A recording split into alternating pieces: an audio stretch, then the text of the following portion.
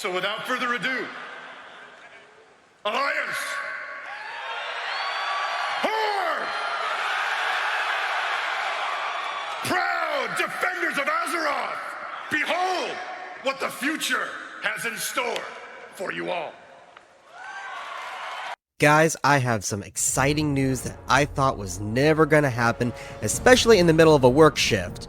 I know a lot of the people who subscribe to me and follow my videos are not fans of Retail WoW or Blizzard, but still, this is exciting for me, and it's showing that there is, well, potentially a shift in how Blizzard is thinking and doing things now. The big news that I'm gonna bring to you is that Chris Metzen is back.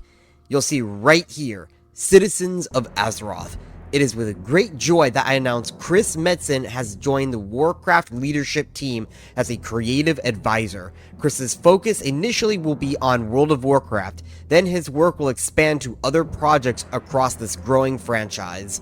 Chris is one of the original team members working on the Warcraft universe back in 1994, and we are so happy to be reuniting with him in the world that he helped create by John Haidt, General Manager of Warcraft. So yeah, it says right there, he's been around since 1994. He's one of the ones who helped develop the original Warcraft lore from the Warcraft RTS games. You're going to be seeing here, this is all his original work. Some of it from the 90s, some of it from the early 2000s, just before or right during the launch of World of Warcraft. He created Thrall, he created a lot of the original Orc warlords, he created Illidan, he created all of these characters. He's the one that when they were creating World of Warcraft, he's like, you know what? I'm gonna map out what Azeroth looks like. And he went and painted a goddamn map on the wall of Blizzard headquarters and says, this is our map for World of Warcraft. Now, of course, that map has had changes over the years, but he's the one who did everything. He's also the voice actor of Ragnaros, Nefarian, Avarian, Thrall, and of course other franchises as well, as he's one of the Marines in StarCraft. He does all of the voices, all of the characters. He was and still is the story guy. And ever since he left, there has been a noticeable shift in the storytelling of Warcraft. Now, of course, everyone can argue, well, Cataclysm didn't have that good storytelling, Warlords of Draenor didn't have that good storytelling. Yes, of course, but it is way vastly different than Shadowlands, for example, or Battle for Azeroth. I would take the Mists of Pandaria, I would take the Warlords of Draenor story any day over the Shadowlands bullshit, am I right? I mean, come on. But yeah, now it does not look like he's coming back to the storytelling aspect, though I'm sure he can still have input.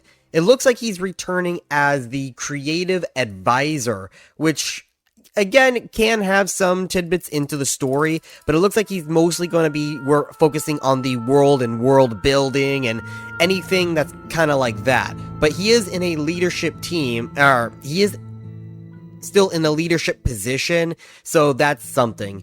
But yeah, wow. He is the guy, and I am so happy that he is back. Now, here are my concerns. So, while he is the guy, and again, I am perfectly fine with him returning to Warcraft, because as we all know, there's been the controversy that Blizzard has gotten into over the last couple of years with a couple of, lawsuits around sexual harassment and other more serious notions. Not once in any of those has Chris Metzen ever been mentioned. I think he's got a clean slate. He doesn't seem like a scummy guy. He comes off as a genuine nerd. He just likes to have fun. You see him while in BlizzCon. If you watch the other ones, they're just kind of sitting up there like, yeah, okay, yeah, we're doing this.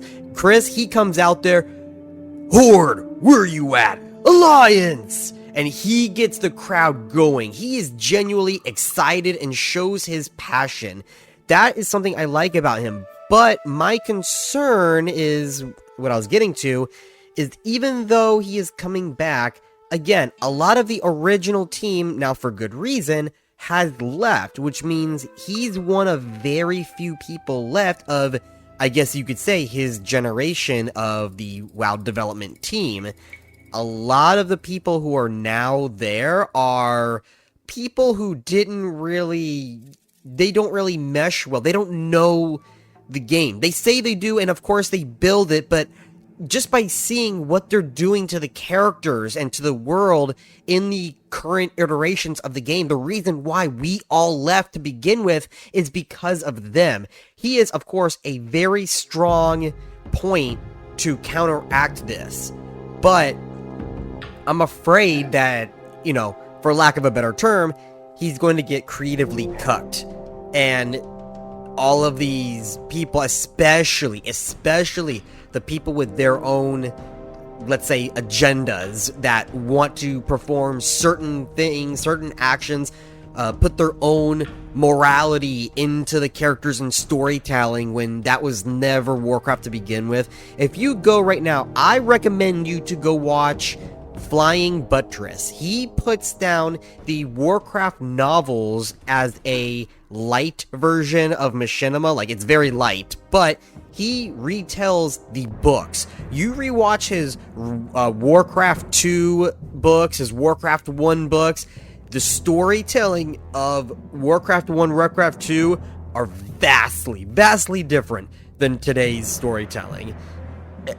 And it shows. So yeah, hopefully we can get some good things coming out of this fairly soon, because I know, down the developmental pipeline can take could take a while, but I'm very scared also that he could get creatively cucked. Like how Christy Golden is a fantastic writer, and when she can do her own little thing, or own little short stories and stuff, they come out great, but when she has to work in a team, her work is buried under the trash. So, anyway, that's going to be the end of my video, and I will see you next time. And our unending factional conflict. The war... I love you too, man.